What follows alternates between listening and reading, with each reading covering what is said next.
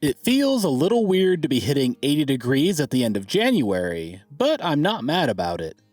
Welcome to the Hippie Geeks. Let's take a look at what has changed on our off-grid property on the Big Island of Hawaii in January of 2024.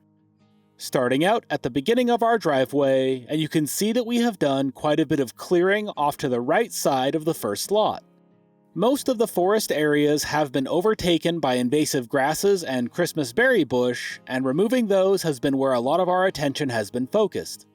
There is still a lot of work to be done removing them from the property, but we are making progress one section at a time.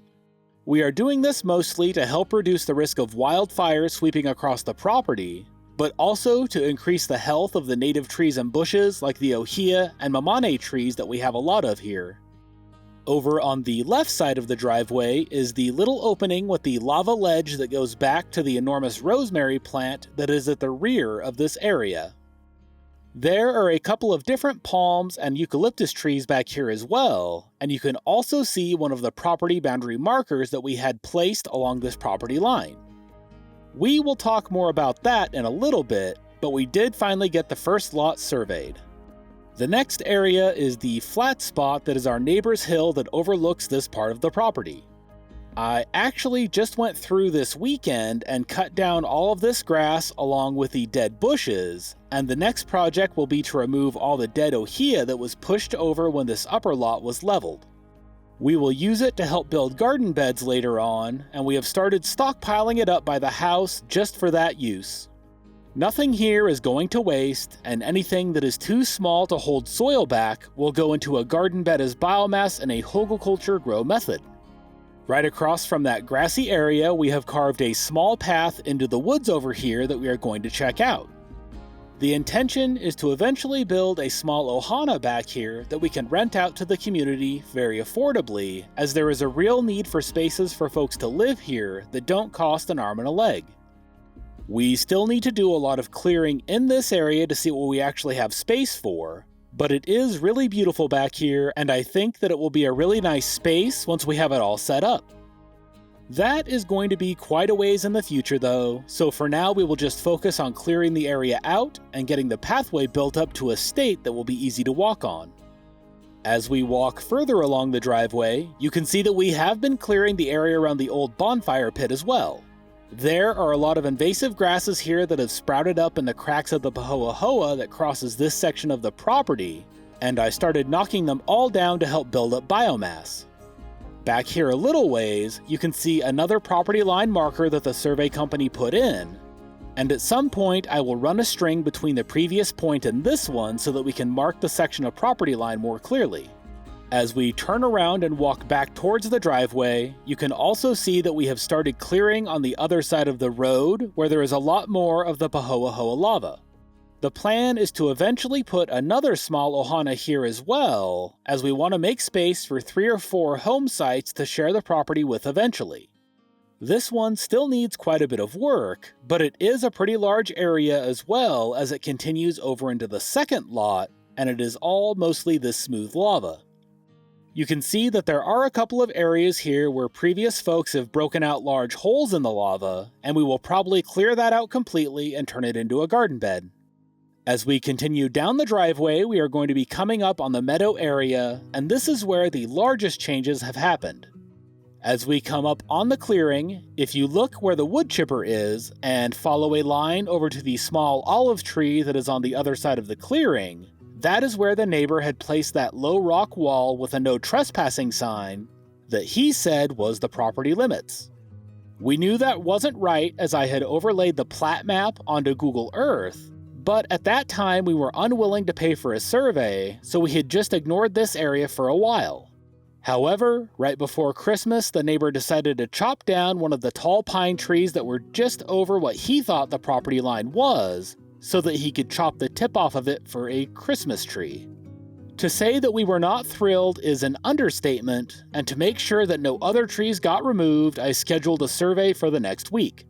It was incredibly expensive, and not something that I wanted to spend money on right then, but we felt like we just couldn't wait any longer, and we went for it.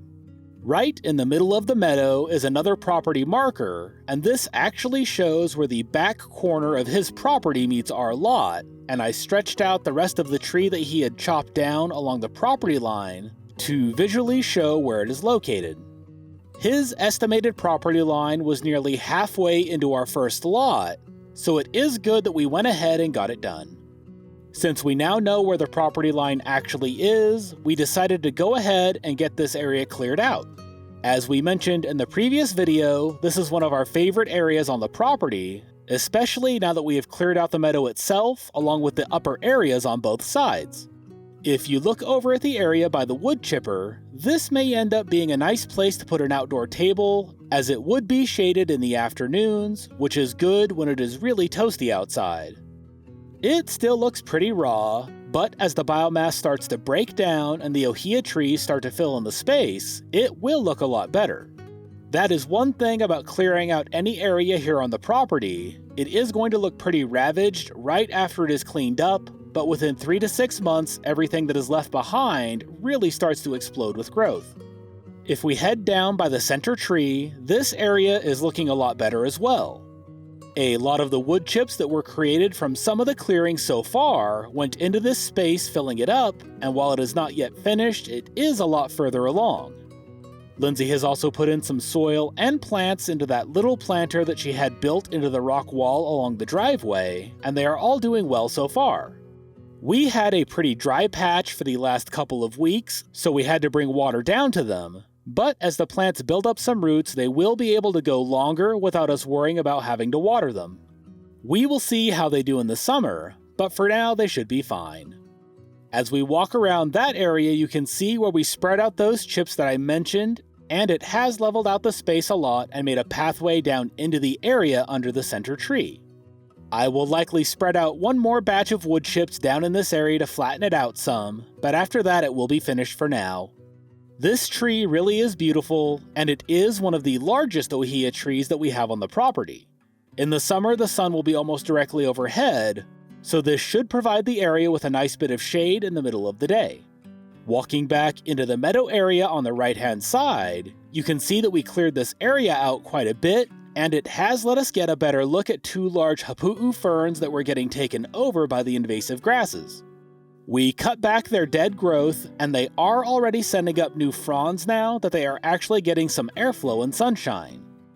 These are one of our favorite native plants, and we are super excited to find a few here on this lot. Now, if you look to the right of the second fern, you may have noticed what looks like a ramp up onto the next ledge, and that is exactly what we are going to use it for.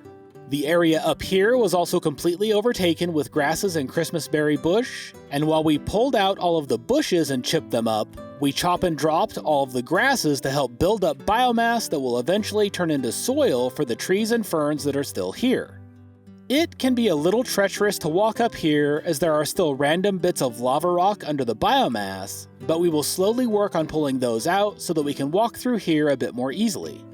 From here, we can walk to the back of the meadow area that is our property line through the ohia trees, and over on the left you can see the meadow that we were just in.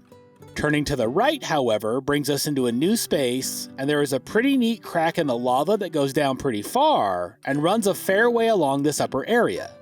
If we follow it along, you can see a couple of places where there are more hapu'u ferns that have come up out of the crack all the way from the bottom of it, which was really crazy to see when we uncovered them, as they were completely being shielded by the grasses. As we continue to walk in this direction, you can see that we are coming up on the driveway again. There are a lot of neat rock features through this space, and by the driveway you can see where one of the previous owners actually built a bit of a rock wall along the driveway, with an opening from the driveway into this area, which tells me that it was not always so overgrown up in here. After that, it is time to keep walking up the driveway, which is a bit worse for wear, as we have knocked some of the underlying rock loose by driving up and down here every day. As we come up on these small fences that we built on either side of the driveway at the top, you can see where Lindsay has been building up with rock to form more growing areas that will first be used as compost piles and then filled up with dirt to use to plant something in. We are not sure what is going to go in these areas yet, but we still have a lot of soil building to do before we even get to that part. Up past that, you can see our solar panels still doing their thing, and past that is one of the compost piles that we have been working on for quite a while now. There is a ton of brush down in there, as that was about a 5-foot deep hole when we first got here. We are filling it up with brush and sticks, and then a layer of cardboard and other paper goods, and pretty soon this one is going to get covered by its first layer of dirt. You will see piles like this all over up here, as this is one of the best ways to build up new soil without spending a lot of money. As we make our way past the van, we can head up onto the ridge, and there has been a lot of growth up here in the last couple of months. A lot of the grasses have started popping back up, and I will come back through here pretty soon with a weed eater to knock them back down again.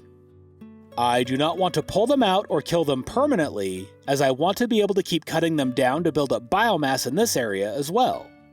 We really love it up here, and this is actually the highest point on the property, and on a clear day you have a really good view of the ocean. You can also see a tarp over on the far side of the ridge, and for now, this is where we have our generator placed.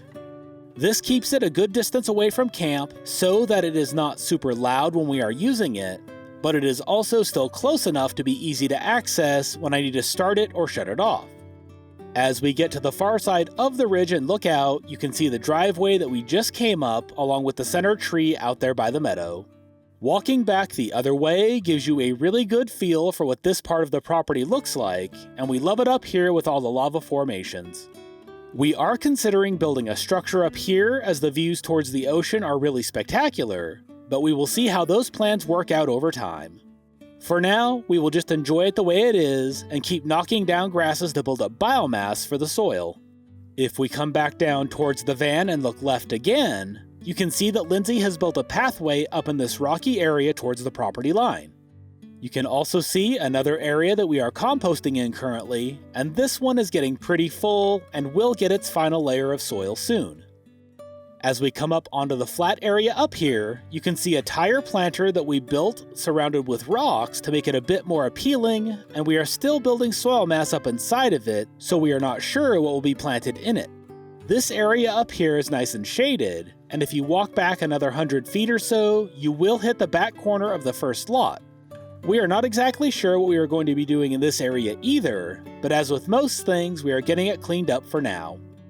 Moving all the way back down to the driveway, if you look over to the right side, you can see another composting area that is getting going, and one of the larger projects that we have started.